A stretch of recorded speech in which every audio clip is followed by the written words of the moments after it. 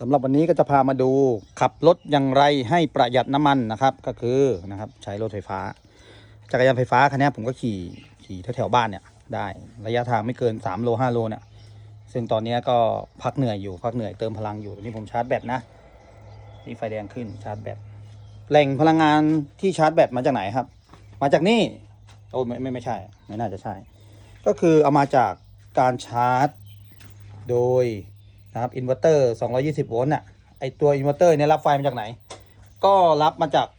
โซลาร์เซลล์นะครับโซลาร์เซลล์แผง285 วัตต์แผงเดียวนะครับอยู่บนหลังคาแล้วก็